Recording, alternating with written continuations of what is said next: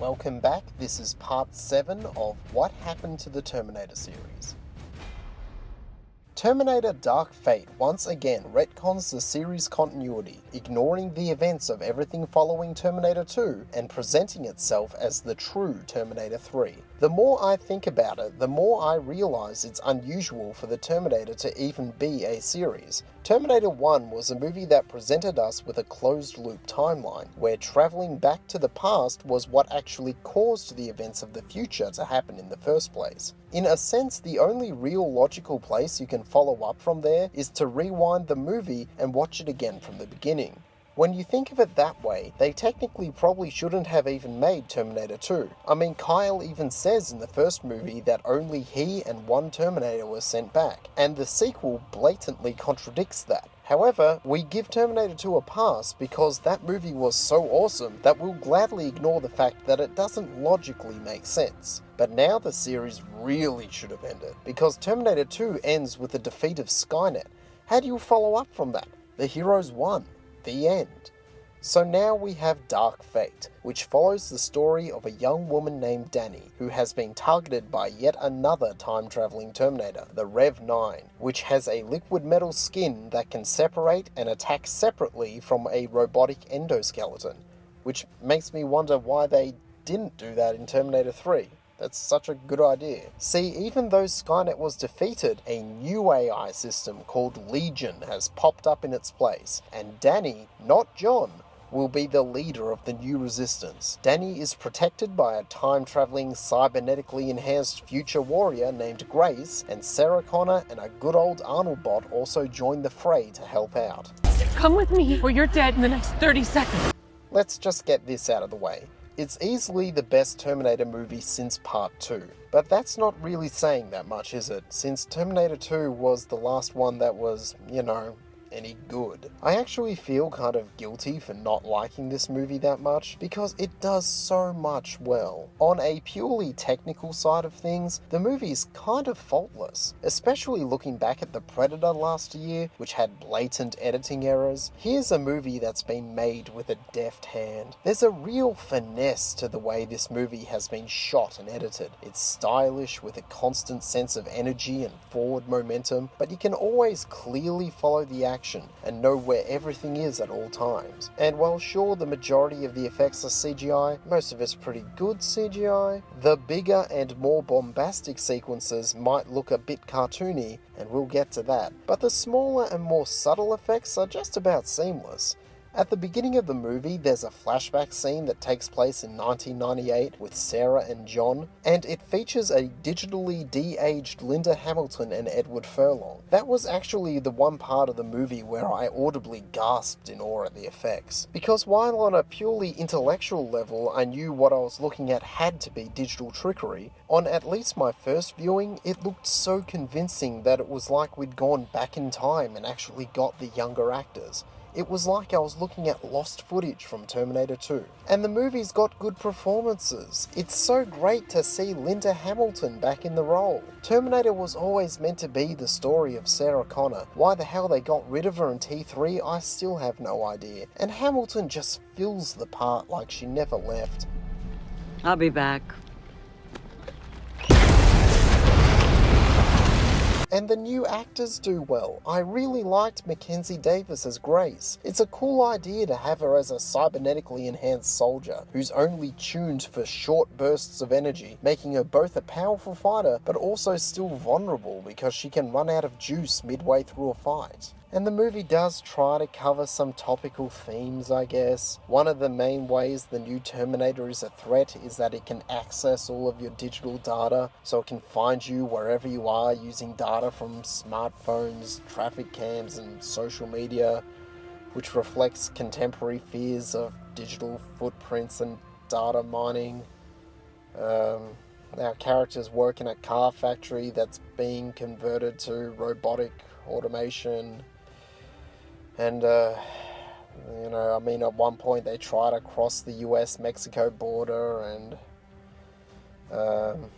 Look, you can probably tell from my tone that I was less than enthusiastic about this movie. I guess part of my problem with it is that I can't help but feel that this series is stagnating. I mean, really, it's just the same stuff all over again. But unlike Terminator 2, which was the same stuff but better, this is the same stuff but blander. Once again, we have a movie that's about a Terminator sent back in time to kill the leader of the Resistance. Sure, it's not John, it's Danny, and sure, it's not Skynet, it's Legion, but come on, it's just the same thing with a new coat of paint. I guess that's why I gave Terminator Salvation a bit of a pass, despite it not being really that good of a movie, because at least they tried to do something different. Oh, and where is John in all this, by the way? Remember that flashback I was talking about? Terminator kills him. Just bang, in the opening 2 minutes of the movie. Yeah, they pulled an Alien 3. Unceremoniously killing a beloved character, because I guess the writers couldn't think of anything better to do with him. Just right out of nowhere and without any real explanation as to how this makes sense in the timeline. The only explanation is, oh, there was another Arnold bot that was sent back in time before Skynet was defeated. But wait, if Skynet was defeated, what future could have it come back from? This makes no sense. It's a ham-fisted way of writing a character out of the story. Which brings me to the Arnold bot. In their efforts to shoehorn in a good Arnold bot back into the story, they established that after it killed John, I warn you, this is going to sound like I made this up as a joke, it eventually started to feel bad about having killed John, grew a conscience, and decided to start a family with a human woman and help Sarah out in any of her future battles. I'm just going to play this clip here. That Terminator is out there. It can't be bargained with. It can't be reasoned with. It doesn't feel pity or remorse or fear. And it absolutely will not stop. Ever. Until you are dead. Yeah. It goes against everything we know about this character. Remember, the Terminator in the second movie was only good because it was reprogrammed. It didn't just randomly change its mind. But things like that aren't even the biggest problem for me. What really killed the movie for me is that there was just too much of it. It's so big and bloated and loud and blaring and over the top that I just found myself completely disconnected from it. Tell you what, I'll compare a scene from Terminator 2 to Dark Fate just to show you what I'm talking about. But first, I'd like to take a moment to appreciate the irony of what I'm about to say, because Terminator 2 is one of the most big and bombastic movies ever made, and yet I'm about to use it here as an example of filmmakers using restraint. Really let that sink in.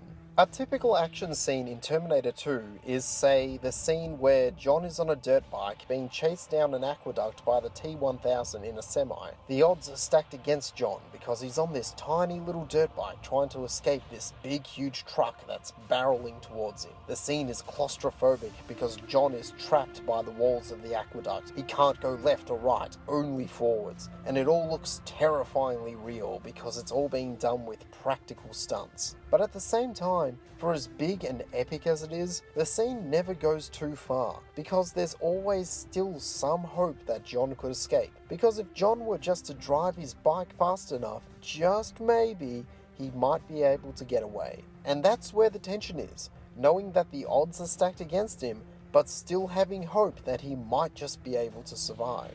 Now an action scene in Dark Fate on the other hand. Our heroes are flying in a cargo plane. The bad Terminator crashes another plane into them mid-air. Both planes start exploding and falling out of the sky. The bad Terminator leaps out of his plane and onto the other, and while the plane is falling out of the sky, on fire and blowing up, everything is zero gravity inside the plane because they're in free fall. So while everything is spinning around and exploding and on fire, with no sense of up or down, the characters are firing grenade launchers at each other while slamming each other into the remaining walls of the plane.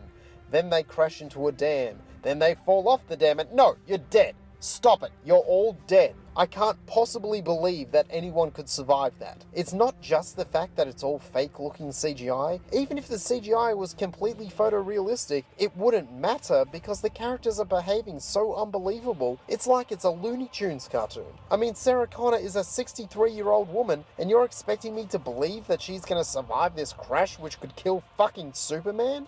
Today, I think with digital effects you can do anything. It's pretty easy, pretty straightforward. And I think that in itself becomes a danger, because I think by getting a sense that it's not real, that it's digital, I think very often takes the fear factor out of it. I haven't seen a really scary movie in a long time, where maybe the explosions are too big for someone to actually survive. You know what I'm saying? When it's actually shot real, there's a sense of that.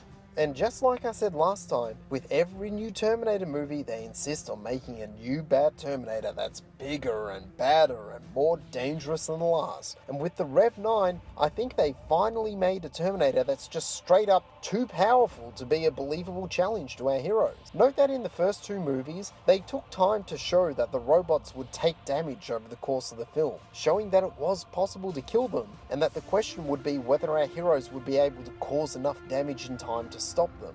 But in this movie, right at the start, Sarah shoots the thing with an anti-tank missile launcher, then throws a high explosive grenade at it, and it does no damage. Like nothing, it just gets back up. So what the filmmakers have unintentionally communicated to the audience here is that nothing smaller than an attack that big is even going to be worth the effort. And so later in the movie, when Danny boldly claims, "No, we stop running and make our stand here," and our characters turn to fight it, but all they're armed with is, well, Grace has a chain, Arnold Bot has like a stick, Sarah has a shotgun that has like birdshot in it or whatever, and Danny doesn't even have a weapon. I mean, I can't believe that these characters would even stand a chance. They're only going to win because the script says they win. You know that line in Predator, "If it bleeds, we can kill it"? It's not just a cool line. It actually communicates to the audience that our heroes have a chance at beating this thing. Otherwise, everything just comes off as being futile. It's a real shame. Like I said, I kind of feel guilty for not liking this movie more than I did. It's clear so much effort went into the movie, and so many of the pieces were in place for this to work. It's frustrating because I can see what could have been a great movie in here, and if they had have just tweaked a few of the ingredients, it could have been that. And for as much as I've shit on it, don't get me wrong, yeah, it is the best movie in the series since the second one, but I can't help but feel that this series is what needs to be terminated.